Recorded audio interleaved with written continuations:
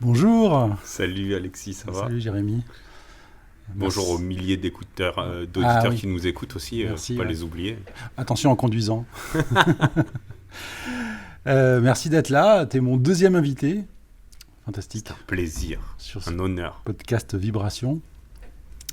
Peut-être tu te présenteras au fur et à mesure des discussions. Mhm. Voilà. Bon, en tout Ouais. cas, on se connaît depuis assez longtemps, en tout cas. Ouais. D'abord professionnellement, et puis Oui, nous avons monté entendant. notre petit studio Voilà. dans les locaux de notre entreprise commune. Voilà. Donc, pour commencer, je voulais commencer par une question un peu générale que j'avais un peu posée aussi à J. Vu qu'on parle de vibration, la question c'était, d'après toi, d'où est-ce qu'elle vient notre énergie, notre vibration, en tout cas notre motivation, si on veut l'appeler comme ça. Comment elle se manifeste, sous quelle forme, et puis comment on l'active. Voilà, comme je sais que tu as travaillé un peu avec des jeunes, tu vas nous dire. Hein. Donc voilà, la question fédérale, je ne sais pas comment tu veux l'enclencher. Elle est très bien, elle est comme très tu bien. veux. Et je vais te faire une réponse de physicien. Ouais. Tu vas bien aimer parce que toi, Hein. si on considère notre corps comme une enveloppe, une boîte noire, quoi. Ouais. Il y a des intrants, il y a et en fait, il y a un maître yogi un jour qui m'avait dit, il n'y a que 5 manières d'aller choper de l'énergie. Ah, Si tu fais rentrer de l'énergie, donc du coup, c'est juste manger, ouais. boire de l'eau, respirer, Mhm. le mouvement Mhm. et le sommeil. Et il y a le soleil aussi.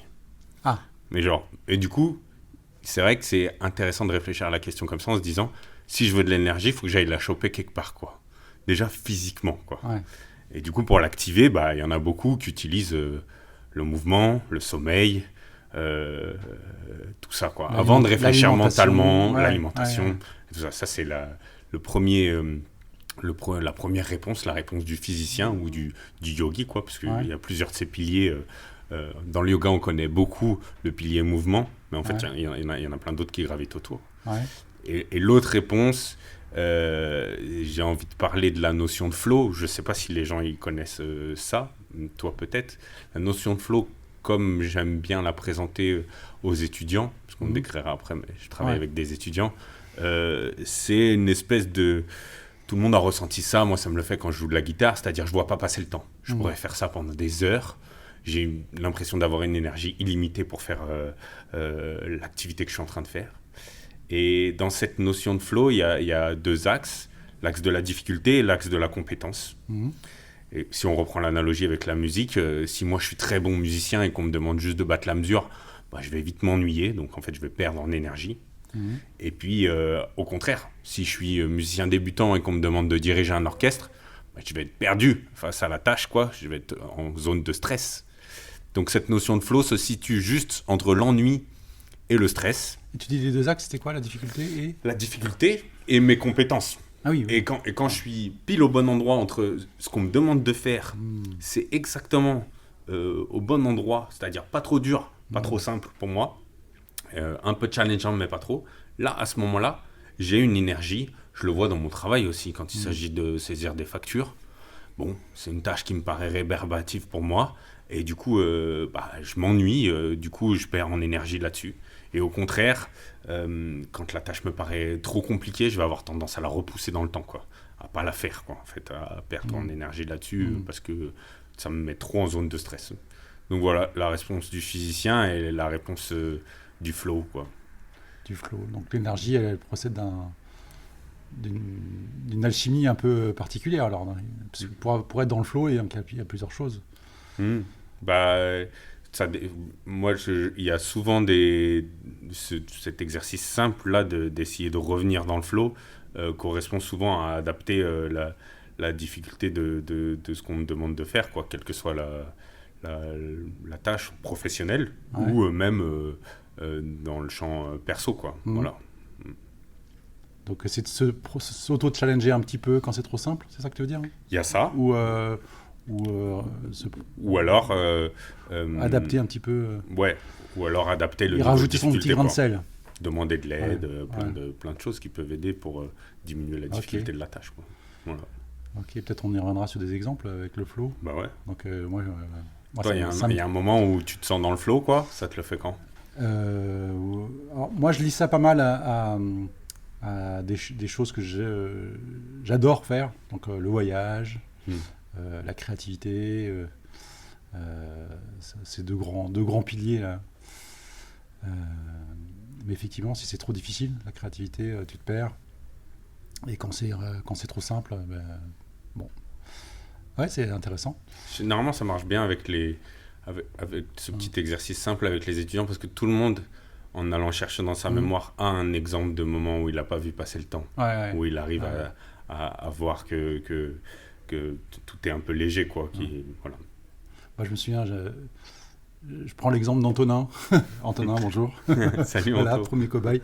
Non, on avait fait ce webinaire l'année dernière, je parlais un peu de ça et justement, je parlais des moteurs. Et justement, quand on active un moteur, l'analogie du moteur, c'est quelque chose qui te donne de l'énergie.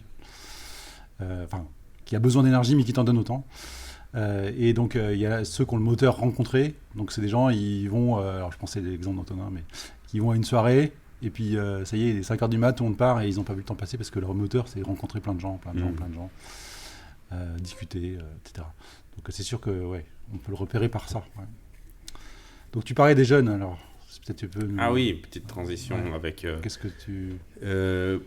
moi, le podcast s'appelle Vibration, c'est ça, je crois. Oui, oui. Ouais. Et du coup, moi, je relis ça et c'est pour ça que tu m'invites aussi parce que je travaille avec des jeunes, avec une société qui s'appelle Awake. Ouais. Le but du jeu, c'est d'aider les jeunes à être bien dans leur pompe en se connaissant mieux pour trouver une voie, quoi. Pour trouver, donc à la fois au service du mieux-être et du mieux devenir, c'est-à-dire trouver sa voie, quoi. Être mieux dans ses pompes, trouver sa voie, voilà. Et du coup, il y a à la fois le chemin d'orientation et le chemin de performance lié à la connaissance de soi. Et quand tu dis jeune, ça passe par des écoles, non? Ouais, on travaille pour des écoles. Donc c'est individuel, c'est des jeunes qui s'inscrivent. Alors non, c'est du travail de groupe à chaque fois. Il y a une vingtaine, 25 jeunes en face et c'est de 17 à 25 ans. Ouais. En fait, ça peut marcher à tout âge. Hein. Tous les ateliers, là, ils sont transposables à des personnes à n'importe quel âge. Idéalement, ça serait au lycée que ça serait bien de se poser ces questions parce que c'est pas encore trop tard pour les voies pro. Mais en fait, ceux qui nous missionnent le plus, c'est plutôt post-bac. Donc voilà. Donc à chaque fois, on a 25 jeunes et sur une thématique. Ah ouais, donc c'est des ateliers, les gens s'inscrivent et puis quand tu arrives à 25, ça dure 4 heures. Ils ne se connaissent pas forcément. Alors si, généralement c'est des groupes classes. Ah oui, ok, c'est ça ma question. Et sur 4 heures, alors bien sûr c'est pas révolutionnaire, on va pas répondre à toutes les questions du jeune en 4 heures, mais moi j'aime bien me dire que je sème des petites graines. Il y a toujours un ou deux effets waouh, quoi, des jeunes qui ça sert de déclic. Il y a toujours une partie des jeunes aussi qui entre guillemets passent à côté de l'exercice parce que c'est pas le bon moment pour eux. Et puis un gros 2/3 de la classe, eux c'est en fait c'est une petite graine qu'on essaye de planter pour que ça germe plus tard, quoi. D'accord. Sur tout un tas de thématiques de connaissance de soi. Voilà. Donc moi j'arrive dans cet organisme-là, Awake, parce que en fait moi j'ai eu un petit parcours en pédagogie et en connaissance de soi aussi. C'est vrai que développement personnel, là, le mot il est un peu... on l'utilise pas trop chez Awake, développement personnel, parce qu'il est un peu connoté... il n'est pas connoté éducation nationale en fait. Voilà. Ah. Donc on parle de connaissance de soi. C'est quelque chose qu'on fait personnellement peut-être. Voilà, et puis ça peut être associé à tout un tas de pratiques qui sont un peu plus ésotériques ou des choses comme ça. Quoi. Ils n'aiment pas forcément. Ouais, donc. Voilà, pour rassurer un peu les donneurs d'ordre et tout ça, on parle de connaissance de soi. D'accord. Ah, ok. Et donc c'est des jeunes de tout âge, enfin jusqu'à 25 ans. Et toi, comment tu t'es retrouvé là? Si on revient... Moi, dans mon chemin, je tombe sur des associations à la base, une qui s'appelle Ostavi, en connaissance de soi qui organise des retraites pour les jeunes Ouais. à coût vraiment dérisoire que je recommande beaucoup. D'accord. D'autres associations, dont une qui s'appelle le MKP, qui fait aussi de la connaissance de soi entre hommes, Ouais. qui est intéressante. Et du coup, à ce titre-là, je rencontre des amis, et notamment via le théâtre d'impro aussi, qui faisaient partie de cette association. Et du coup, moi, quel que soit le support, j'aime bien la pédagogie. Ouais. Mais en plus, avec ce support-là, connaissance de soi, je trouve ça hyper riche en rencontres, hyper riche en diversité. Il n'y a pas un cours qui va se ressembler, il n'y a pas un atelier qui va se ressembler avec Ouais. l'autre, quoi. En fonction du groupe classe, ça demande beaucoup d'adaptabilité en fonction de qui j'ai en face de moi. Et ça, je trouve ça vraiment très très riche pour moi. Voilà. Et donc, c'est venu un peu comme ça par des gens que tu as rencontrés, ou c'est vraiment un procédé, tu t'es dit, justement, via la connaissance de toi, tu t'es dit, tiens, moi, ce qui m'intéresse, c'est faire quelque chose qui soit proche de ça. Alors, j'ai fait un atelier, on n'aura peut-être pas l'occasion d'en parler là, mais qui s'appelle Intelligence et nature multiple, qui est un des outils qu'on Celui dont tu qu'on me parlais ce délivre. matin, là. Voilà, c'est Ouais. ça. Et du coup, via ça, je tombe sur le fait que, assez logiquement, dès qu'il va y avoir un enjeu pédagogique, moi, ça va m'animer fort. Ouais, On ouais. parlait tout à l'heure de flow. Dès que je suis face à un groupe classe ou que je suis face à un groupe, en fait, Ouais. en posture d'animateur, moi, c'est des endroits où je peux arriver avec 39 de fièvre et quand même le faire Ouais, et d'accord. ressortir avec la Ouais. patate, quoi. Ok. Donc, c'est vraiment quelque chose qui me porte. Et du coup, en faisant ça, bah, je cherche un peu quel peut être le support de ça, parce que j'aurais pu enseigner Bah oui. la musique ou quelque chose d'autre. Et là, du coup, il se trouve que ce truc-là m'a vraiment allumé. Ouais. J'étais allé, je m'étais mis au fond de la classe pendant qu'il y avait un de mes potes qui délivrait l'atelier, et moi j'ai vu que ça me faisait vibrer, ok, quoi, ok, justement. ok. Je me suis dit, tiens, ouais. j'avais fait la même chose avec de la physique-chimie, par exemple, et ça m'avait moins transporté, quoi. Donc, bah, j'ai continué cette voie, et puis là, maintenant, je mêle ça, cette activité-là, avec mon activité d'ingénieur qu'on partage en commun, quoi. Ok, super, Awake. On va en reparler, parce que moi, ça m'intéresserait que tu présentes justement peut-être des choses que tu as déjà utilisées dans tes ateliers. En revenant bien sûr à la question un peu générale que je t'ai posée sur la motivation, nos énergies. Et si tu avais des outils, ça, on peut peut-être commencer par des choses un peu simples que tu avais déjà vues ou Ouais. des choses plus compliquées. Alors, moi, en gros, dans ma vie, en connaissance de soi et en vibration, enfin, il y en a beaucoup. J'en ai croisé une petite trentaine à peu près Wow. des outils, quoi. Ok. Certains qui me parlent, certains qui me parlent pas trop. Ouais. Et avec Awake, le choix, la direction pédagogique, c'est pas moi, mais le choix a été fait de se rabattre entre guillemets sur des outils les plus simples, parce que faciles à réutiliser, et les plus terre à terre, disons. Ouais. Voilà, donc des outils assez mentaux qui permettent d'avoir.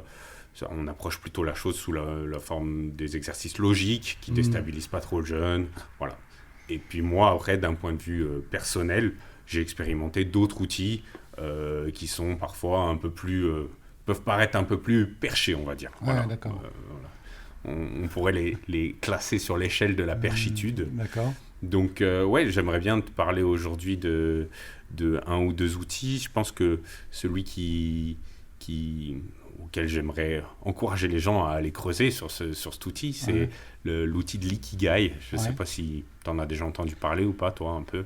Écoute, un petit peu, mais ça m'a pas plus parlé que ça. Après, j'ai pas forcément exploré autant de choses que toi.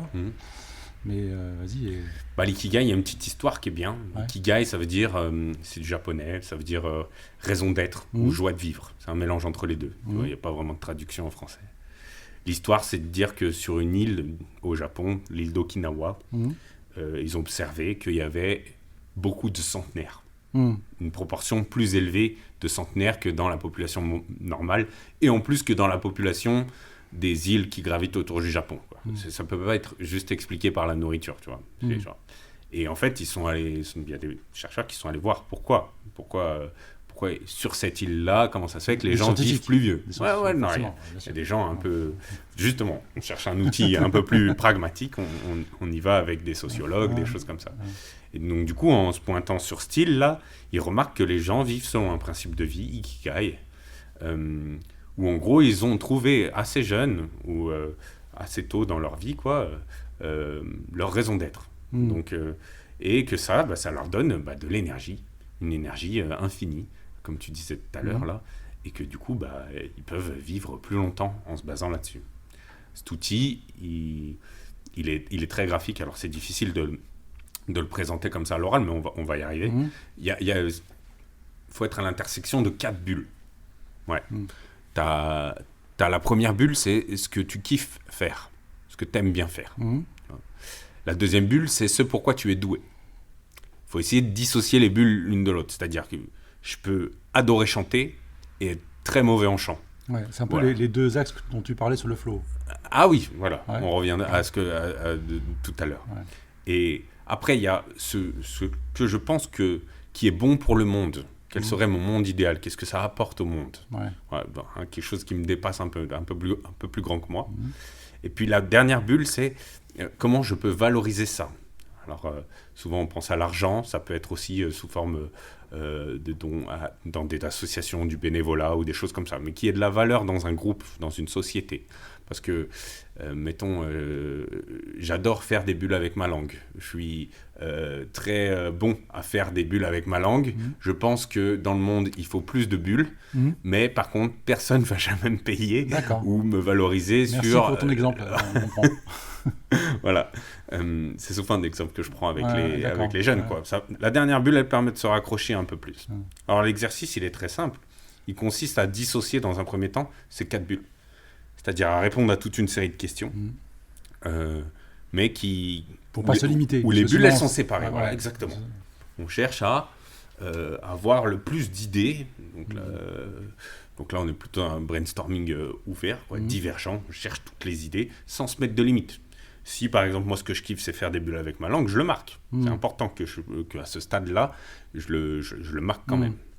Donc, je vais noter tout ça dans les pour la prise de conscience. Dans les 4 bulles. C'est-à-dire, pour la première bulle, ce que je kiffe faire, ça, généralement, on trouve assez facilement. La deuxième bulle, c'est où je suis doué. Donc là, parfois, on a besoin d'aide, on demande à nos proches. Parce que nous, on a du mal à voir un peu ce pourquoi on est doué. Après, la bulle, ce qu'il faudrait pour le monde, là, il y a des petites questions qui peuvent aider. C'est quel serait mon monde idéal? À quelle couleur il aurait? Qu'est-ce que les gens feraient dans ce monde idéal?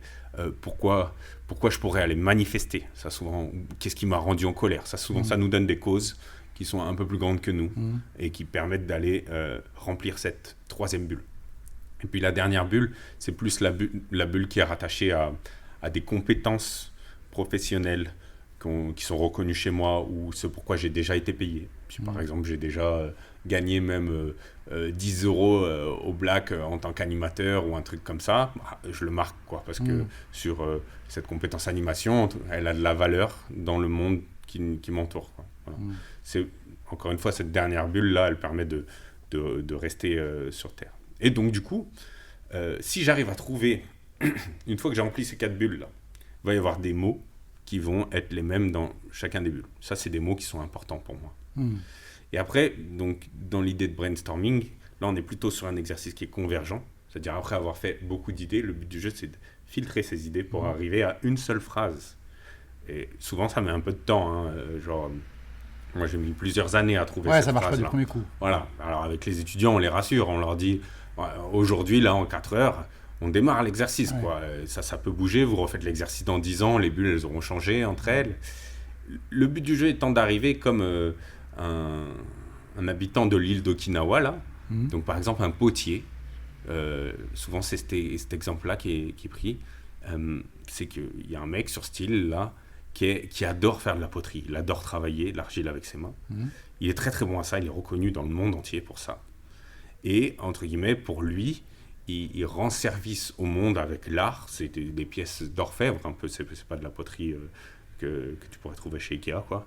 Et du coup, ce mec-là a dédié toute sa vie à faire, mais avec une absorption dans son travail et un plaisir, de réaliser des pièces uniques en poterie, Alors là, c'est un exemple créatif, mais ça peut être plein d'autres exemples. Et dans ce qu'il fait, ça regroupe les quatre bulles. Dans ce qu'il fait, il a réussi. Alors, Je sais pas si là-bas ils font l'exercice scolaire comme on le fait en France, tu vois. Mais vraiment, c'est un exercice qu'ils font au Japon? Je sais Ou pas, c'est j'en c'est sais pas. les Occidentaux qui ont Je dit pense que c'est ça? plutôt Ouais. quelque chose qui a été adapté. Et puis nous, on a vu aussi dans la Ouais. pédagogie qu'il fallait accompagner les étudiants. Ouais. Parce que si tu leur jettes juste, c'est quoi ta raison d'être? Bah non, En 4 après, ça heures, fait ridicule, tout le voilà. monde va rigoler. Voilà, c'est ça. Le but du jeu, c'est d'y arriver petit à petit, pédagogiquement, pour pas effrayer. Parce que c'est des questions qui peuvent faire peur aussi. Quand j'ai pas la réponse tout de suite, Ouais. forcément, ça peut me faire un peu peur. Et donc, du coup, il y a beaucoup de travail avec WEG de dynamique de groupe. On les met par petits groupes de 2, ils échangent. Il y en a un qui Ouais, creuse c'est la l'autre. question que je voulais te poser, parce que c'est des questions perso, sauf peut-être sur ce sur quoi on est doué ou il faut demander aux proches. Mhm. À quel moment ça intervient, cette dynamique de groupe? La dynamique de groupe, souvent chez Awake, ça permet de casser un peu la monotonie de juste un prof qui parle et des élèves qui écoutent. Donc il y a du travail perso, il y a du travail souvent en binôme, travail à 4 et du travail en toute la classe. Il y a un truc qui est puissant dans l'ikigai, c'est que déjà je peux confronter mes idées pour que certains aillent me proposer des associations, me dire mais tiens, tu vois, là tu as marqué musique plus enseigné, tiens, À la fin, voilà, lors de dans l'exercice de convergence. final, ouais. C'est important, généralement la divergence là, Parce que tu vois pas, en fait. t'as pas envie Parfois, de te mettre de Tu limites. dois être un peu aveugle. Voilà. Tu sais ça, mais tu vois pas Comme pourrait le faire un bon coach en fait, mais Ouais. sauf que là, on utilise la force du groupe, des étudiants. Et après, il y a une autre vertu à ça, d'avoir Et surtout du que monde. Ils doivent oser dire des choses que tu oserais pas dire. Voilà. Parce qu'un truc un peu plus grand, C'est ça. oh là là, oh là là, je vais pas dire ça. Et après, dans l'affirmation, il y a un côté d'ancrage j'affirme que c'est ça. Donc, c'est assez puissant de le faire devant du monde parce que je peux me dire dans mon coin, ma raison d'être, c'est ça. Ouais. Mais quand je commence à la partager, là, ça peut avoir. Alors, on ne les oblige pas à le faire. Ouais. Mais souvent, ceux qui le font, il y a un côté. En fait, ça peut être très beau ce moment-là où ils partagent devant les autres. Et moi, je le vois dans la vie en règle générale. À partir du moment où j'affirme ça, aussi, ça crée des possibilités. À partir du moment où, Alexis, tu dis, moi, je veux faire un podcast sur les vibrations, tu rencontres du monde que tu n'aurais pas rencontré si jamais tu ne l'avais pas dit. Quoi. Évidemment. Voilà. Ouais. Ça t'ouvre des portes tout simplement. Quoi. Ouais. Le jour où je veux dire, moi, Jérémy, dans mon coin, je veux faire un album de rap, une fois que je l'ai dit devant tous mes potes, je suis bien obligé d'y aller. Quoi. Et puis en plus, eux, ils vont me dire, tiens, je connais un gars qui fait de la musique, ce serait bien que vous vous associez. Ils vont vouloir t'aider. Ouais. Voilà, c'est ça. Ça crée quelque chose. Donc, il y a à la fois cette dynamique de groupe ils m'aident à voir mon ikigai selon un autre angle. Et puis moi, je vais les aider aussi. Et à faire des ponts que je n'avais pas forcément vus. Et après, il y a le côté j'affirme devant le groupe. Quoi. Super. Effectivement, j'avais dû essayer de le faire, l'ikigai, mais tout seul, avec une feuille de papier. Et je n'avais pas été convaincu. Mais c'est joli. Tu as des histoires à raconter sur peut-être sur des gens qui ont découvert des choses ou qui ont eu des difficultés par rapport à ça? Ou le type de personnes avec qui ça marche ou qui ça marche pas? Enfin, je sais pas ce que tu... Généralement, il y a deux types de réactions face à cet atelier en 4 heures. Là. La première réaction, c'est de se dire, tiens, c'est logique. C'est-à-dire, je remplis les bulles, et puis en fait, il y a un côté, ça coule de source, et un côté, en fait, ma vie, j'avais l'impression qu'elle était un peu chaotique. Et en fait, quand je remplis, vraiment, quand je me pose pour faire l'exercice, je me rends compte qu'il y a plein d'activités que je fais dans la vie de tous les jours qui peuvent être raccrochées à un sens commun, à une essence profonde. Quoi. Donc ça peut avoir un effet waouh de se dire, tiens, ça, c'est un côté très synthétique. Et du coup, pour moi, par exemple, mon ikigai que j'ai trouvé maintenant, que je me redis des fois de temps en temps, c'est faire vibrer moi et un peu le monde autour. Donc, et je raccroche tout ça, toutes mes activités musicales, je raccroche mon travail d'acousticien, je raccroche mes relations avec mes proches, je raccroche beaucoup de choses là-dessus. Et voilà, donc c'est une phrase assez générique quand même, où on peut rentrer pas mal de choses, ça m'arrange bien. Mais voilà, je sais au service de quel monde je veux œuvrer en me levant le matin. Alors il y a des matins où j'ai pas envie d'œuvrer pour quoi que ce soit, quoi, mais de temps en temps ça m'arrive de me la rappeler. Et alors après, l'autre réaction un peu inverse, merci, ça peut être sympa de mon partage, j'aime beaucoup. ça peut être un peu bloquant cet exercice parce que il est simple et en même temps il peut être hyper difficile. Alors c'est marrant d'observer qu'il y en a certains qui galèrent vraiment à remplir une bulle en particulier. Ah oui. Voilà. Il y en a Souvent, par exemple, quand il y a un déséquilibre dans l'ikigai, si par exemple je fais un métier que je kiffe, pour lequel je suis doué, pour lequel je suis valorisé, c'est-à-dire je gagne de l'argent pour ça, mais qui a aucun sens dans le monde, je vais souvent être en perte de sens fort. En fait, on arrive à voir chez les gens qui ont déjà un peu avancé dans la vie, quelle bulle est un peu en faiblesse, quoi. T'en as d'autres qui vont être pour une cause où ils sont doués, une cause vraiment qui leur tient à cœur, ils sont très bien valorisés, mais alors par contre, ils kiffent pas du tout, ils ont pas le plaisir au quotidien, quoi. Il y a aussi d'autres qui peuvent se reconnaître dans le fait d'avoir la bulle plutôt de valorisation dans le monde qui est faible. C'est-à-dire, j'arrive très bien à faire des Scooby-Doo. Je kiffe faire des Scooby-Doo. Les Scooby-Doo, ça apporte de la joie dans le monde. Et je pense qu'il faut qu'il y ait de la joie dans le monde. Mais par contre, personne ne veut m'acheter mes Scooby-Doo, quoi. Donc, à un moment, je me retrouve bloqué face à ça aussi. Donc, rien que ça, c'est important de le mentaliser, de le conscientiser. Et puis, nous, on accompagne les jeunes avec des questions. Différents types de questions. Il y a des questions qui peuvent te déclencher quand on te pose les bonnes questions. Il y a des questions justement qui peuvent pour ces blocages-là. Ouais. Ou pour prendre du recul, peut-être. Ouais, puis des questions plus simples. Si par exemple, qu'est-ce qui te fait kiffer dans la vie, tu as du mal à répondre, c'est quand la dernière fois que tu as souri, quoi. Tu vois, un truc un peu plus... ou cite-moi 3 moments de ta journée préférée, ou cite-moi ta journée idéale. Des trucs très simples. Voilà, des choses pour redescendre un peu le niveau de difficulté et aborder la question. On finit toujours par y arriver. On finit par y arriver. Ouais. La synthèse, par contre, c'est un peu plus dur. Parfois, ça saute aux yeux. Il y a le même mot, genre par exemple animé, dans toutes les bulles. Du coup, tu sais que ce mot-là, il faut qu'il y soit à la fin dans ta phrase finale. Okay. Mais parfois, non. Parfois, c'est plus difficile, il faut faire des sacrifices. Voilà. Il y a aussi un effet... il y en a qui parfois se rendent compte qu'ils ont une dissociation à ce moment-là entre leur vie perso et leur vie pro. C'est-à-dire qu'ils vont avoir un ikigai pro, un ikigai perso. Là, ça peut souvent, je les alerte en leur disant attention, si ton ikigai pro peut être très éloigné de ton ikigai perso, est-ce que ça te bouffe pas trop d'énergie, quoi? Est-ce que vraiment tu es dans la zone... c'est comme si tu avais 2 énergies. Exactement, ouais. Souvent, j'y crois pas trop à ça, mais bon, c'est possible. Hein. Et puis, il n'y a pas de... Comme dans tout exercice de connaissance de soi, il n'y a pas vraiment de bonne réponse. Hein. Si toi, tu veux t'en faire 3 des ikigai, un pour le matin, un pour l'après-midi, un pour le soir, fais ça, quoi. Pourquoi pas, J'avais une question là, pour revenir un peu à ce que je te disais tout au début.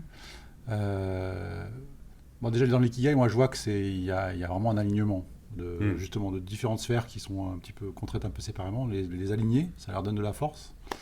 Ça donne, effectivement, ça peut donner plein d'énergie et surtout de l'endurance, peut-être pour tenir un truc dans la durée, avoir l'endurance, on comprend.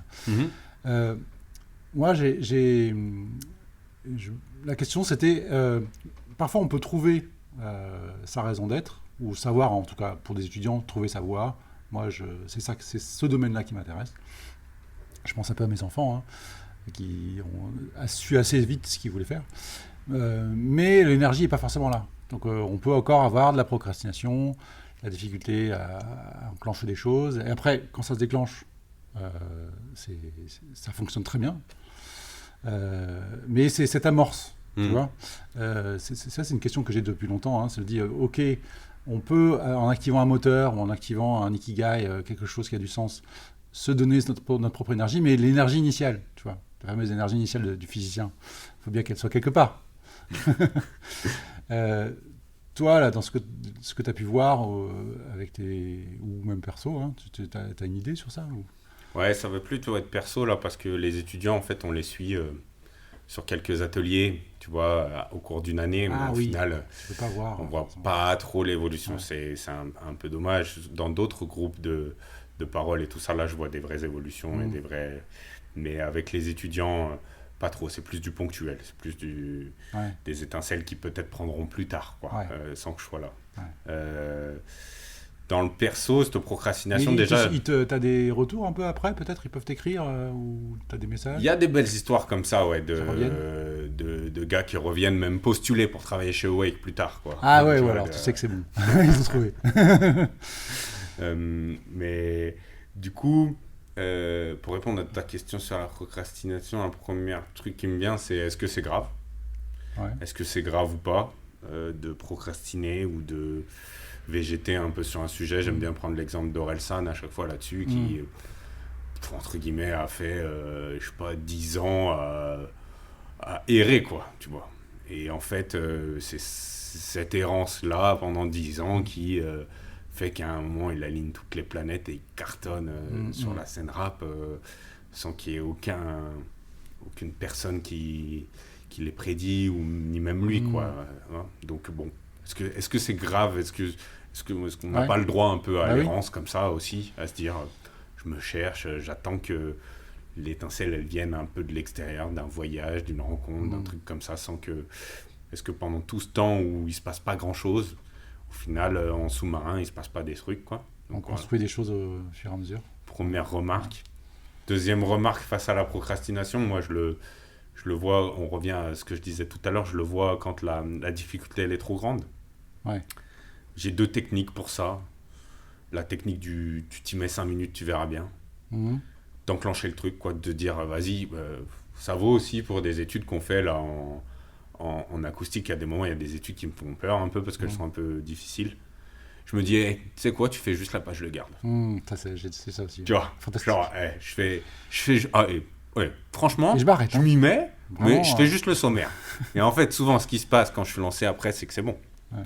Le reste, je l'ai dans la tête. Du coup, tu passes 2 heures dessus. Voilà, je passe 2 heures dessus. Puis voilà. Donc, il y a vraiment cet effet, je me lève de mon canapé et on verra après ce qui se passe. Déjà, je me lève de mon canapé. Ouais. Et après, l'autre truc, c'est de simplifier la tâche, quoi. Souvent, demander de l'aide, ça marche bien là-dessus, quoi. D'aller faire des rencontres sur des gens qui sont déjà passés par là, quoi. Parler avec des gens qui connaissent le domaine qu'on a envie de fouiller, quoi. Juste aller boire des cafés. Moi, j'aime beaucoup aller boire des cafés avec des gens, en terrasse si possible, avec un cookie si possible. Oh putain, c'est bucket list, là, non? J'hésitais, mon ikigai, c'était limite café, terrasse, cookie, quoi. Mais après, faire vibrer le monde et tout, ça fait un peu plus sérieux, donc j'ai pris ça. Mais non, plus sérieusement, il y a ce côté-là de simplifier la tâche, ouais. Voilà. Ouais, ça fait une demi-heure. On s'était dit qu'on n'allait pas tenir trop longtemps, parce qu'on a une réunion après. Mais est-ce qu'il y a d'autres... là, tu m'as parlé d'ikigai. Il y a d'autres outils un peu différents, parce que je sais qu'il y en a plein. Ouais. Je voulais en présenter un plutôt scolaire, entre guillemets. Là, l'ikigai, il répond bien à cette demande.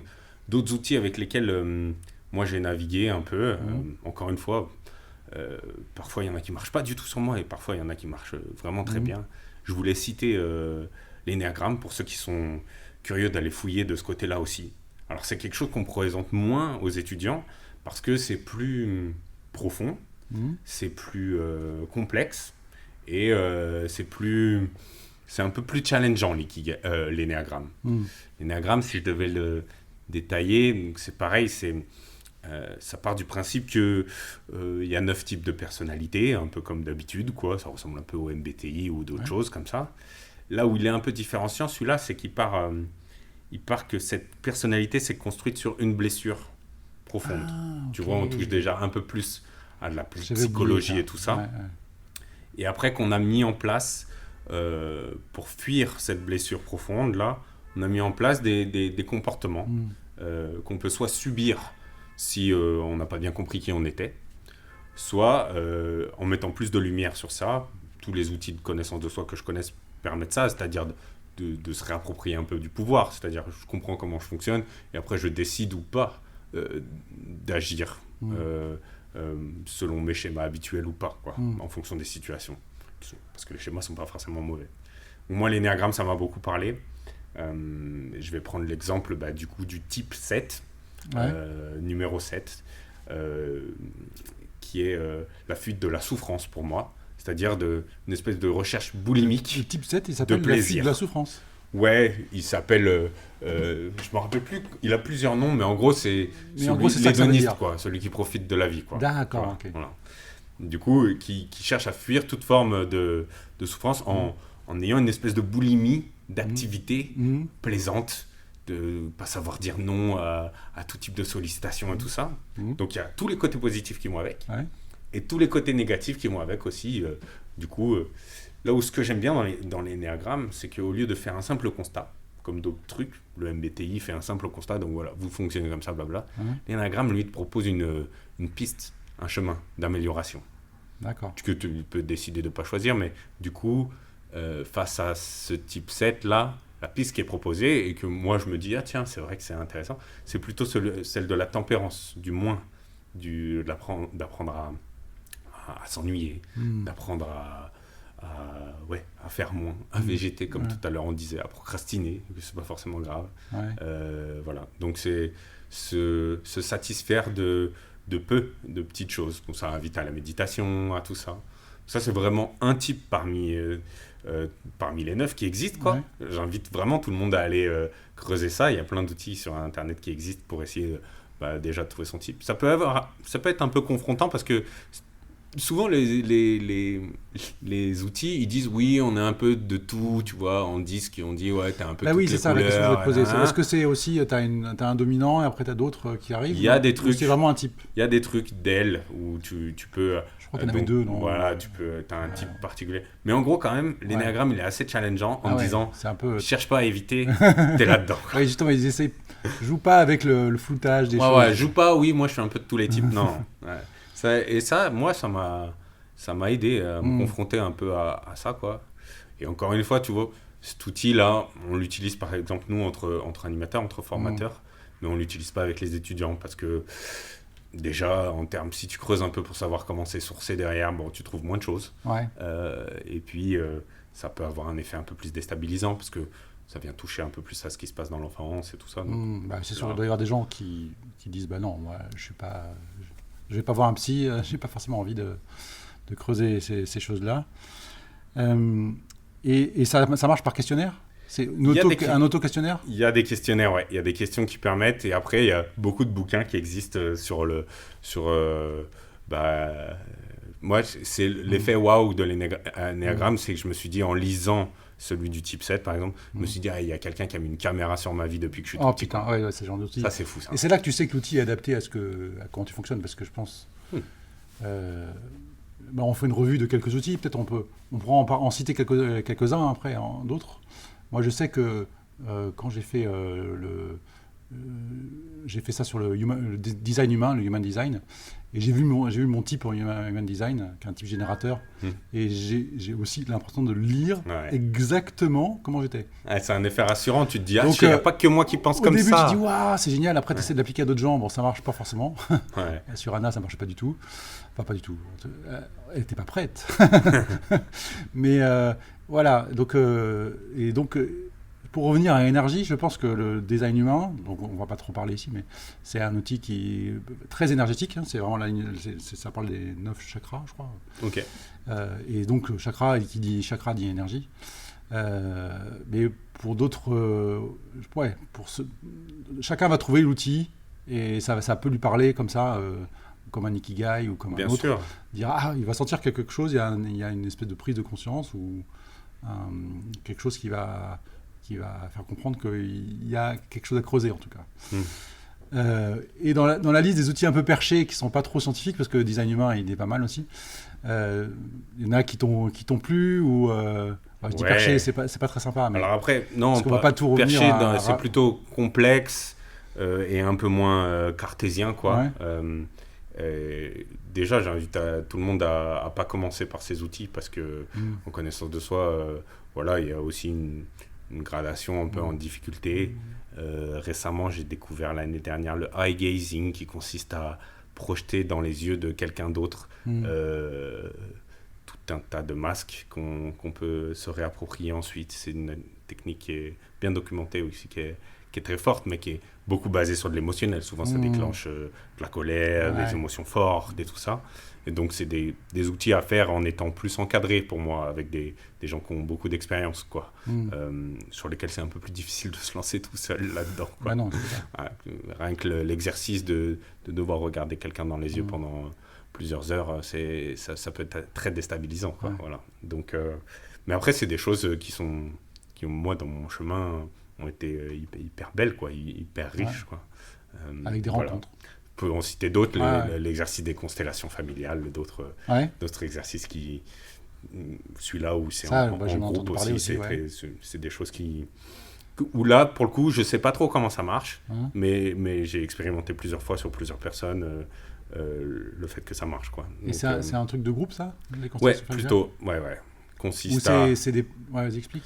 Bah, c'est de la dynamique de groupe où à la place de parler aux gens que je connais dans ma vie de tous les jours, entre guillemets, je mets des inconnus dans la pièce, je les positionne par rapport à moi. Mhm. Et en fait, leur réaction physique, physiologique, va me donner des indications sur moi, quels sont les enjeux, quels sont les nœuds qui peuvent exister dans ma vie relationnelle, je veux dire. Et après, via l'exercice aussi, venir traiter ça.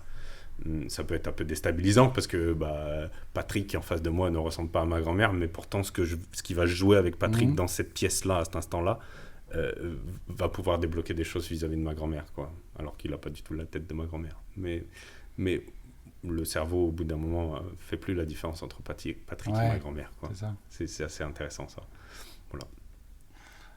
Ok, bon, peut-être on fera un autre épisode. Avec Il y plaisir. en a un autre dont tu m'as parlé, c'était la spirale. Spirale dynamique. Ah oui, sur les dynamiques des entreprises ou des collectifs Ah oui, assez intéressants. c'est pas que perso, là. Là, Donc c'est plutôt- moi au sein d'un groupe. Ah, ok. Là, est-ce que la structure dans laquelle je m'intègre, elle correspond à mes valeurs et à mes principes, quoi. Ok. Aussi intéressant. Mais ça, pareil, tu as essayé ça avec des Alors ça, c'est groupes en pas dehors de Wake. Hein. Non, on le fait avec Wake, comme c'est un exercice assez difficile, on le fait plutôt en bac+5 à l'heure de choisir une entreprise, un stage et tout ça. D'accord. Mais on l'applique vraiment à un domaine professionnel. Ok. Ouais. Top. Écoute, on choisira peut-être un second sujet, là, parce que là, on a parlé de plein de choses. Je voulais terminer juste par une question. D'après toi, qu'est-ce qui est possible et qu'est-ce qui ne l'est pas?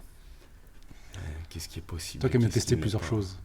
Ouais, moi dans ma vie, tout est possible, quoi. Il Ouais. n'y a pas un truc sur lequel je me suis dit, je me mets des freins, mais il y en a sûrement, en fait. Je